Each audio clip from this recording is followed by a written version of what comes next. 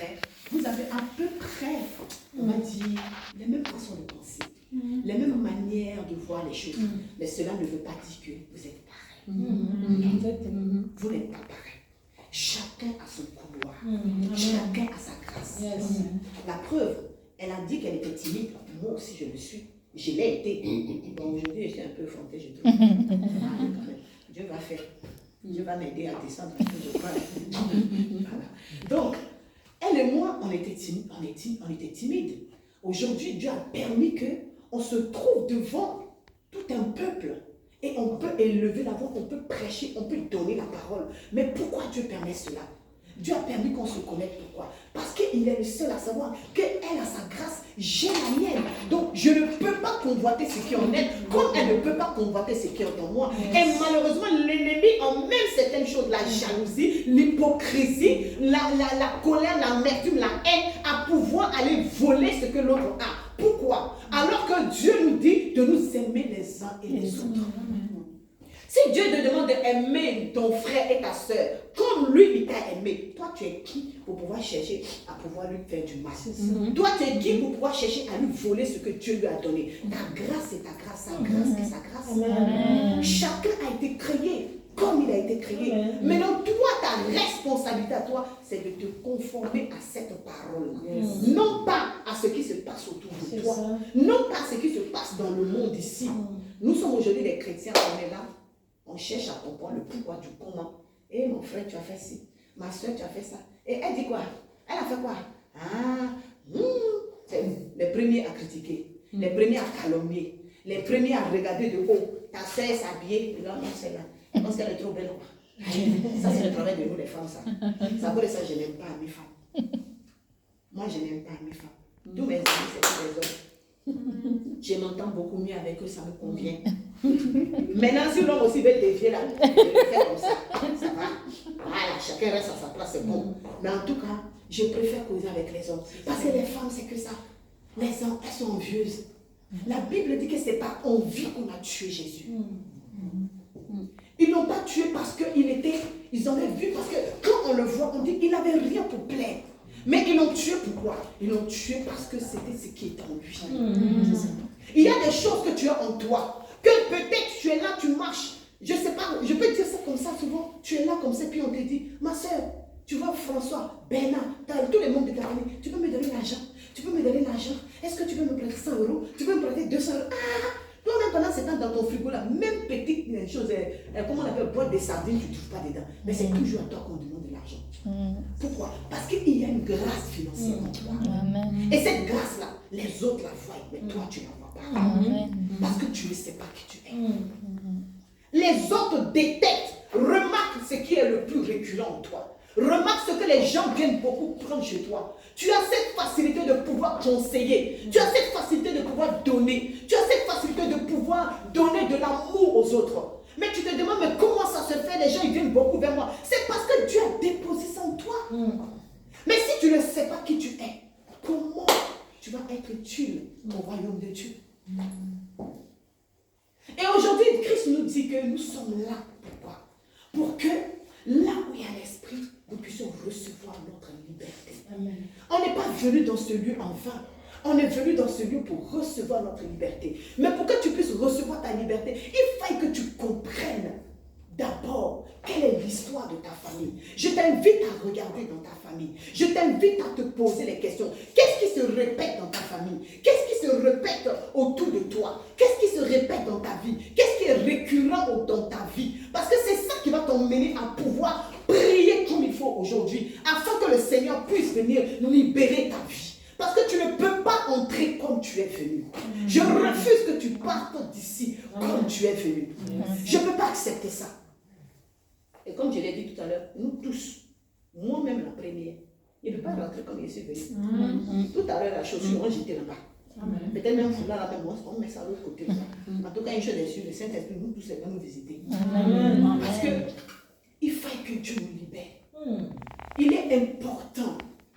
Il est vraiment important de pouvoir venir dans la présence de Dieu en étant disposé. Et il faut connaître ton histoire. Il faut savoir qui tu es. Dieu t'a créé en tant qu'un être puissant. en tant qu'un maître fort. Il a tout mis en toi. Il n'y a rien qui n'est pas en toi. Il dit, vous êtes des êtres parfaits. Yes. Il nous a créés parfaits. Il n'y a rien à rajouter en toi. Quand tu es là, tu es net. Amen. Ta beauté est comme il faut. Moi-même, je suis là. Hein, mon gros nez là. J'aime mon gros nez. C'est ça qui fait mon charme. Et il te dit, hein, il y a des hommes qui meurent à cause de ce gros nez là. Quand ils me voient comme ça, ils disent, mon Dieu, quelle merveilleuse créature. C'est pas possible. Eh oui. C'est la vérité. Il y a des femmes aussi là, elles ont le nez comme ça plat.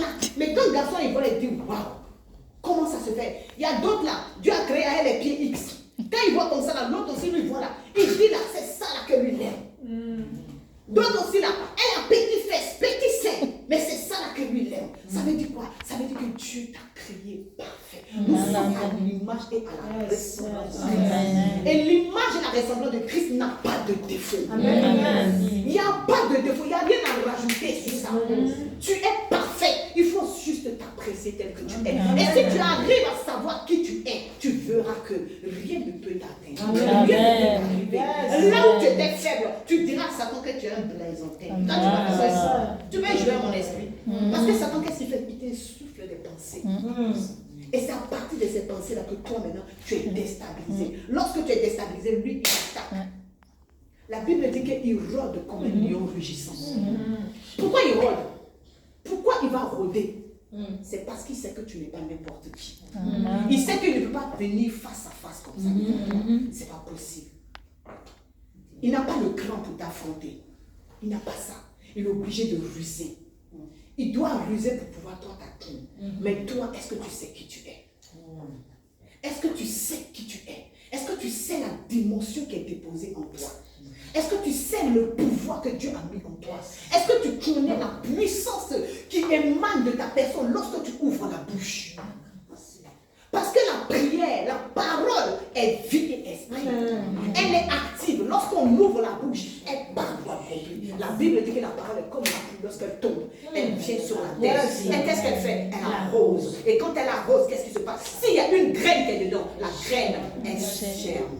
Et elle monte. Elle porte des fruits. Et la gloire de Dieu. Donc tu es cette graine que Dieu a posée. Et la parole, elle vient pour t'arroser. Donc il faut que Dieu est dans ton cœur. Ton cœur soit une terre fertile pour recevoir la semence de vie qui est la parole, afin de permettre que la graine que tu es puisse germer et pouvoir porter des fruits dignes de l'esprit.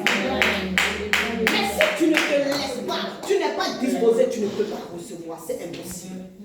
Mais tu dois d'abord connaître qui tu es. Je t'en prie, regarde dans ta vie. Comme l'a dit aujourd'hui, on va prier. On est là pour prier. Je vous dis que moi, je ne partirai pas comme je suis venu. Je parle pour moi. Parce que chacun est venu ici avec son fantôme. Pour moi, là, de toute façon, c'est lourd derrière moi comme ça. Là. Jésus, en tout cas, toi tu connais. Ah oui, oui, oui. Chacun doit partir libéré. On doit décharger. Je ne peux pas retourner chez moi comme je suis venu. Il pleut, il fait froid. Et je suis là.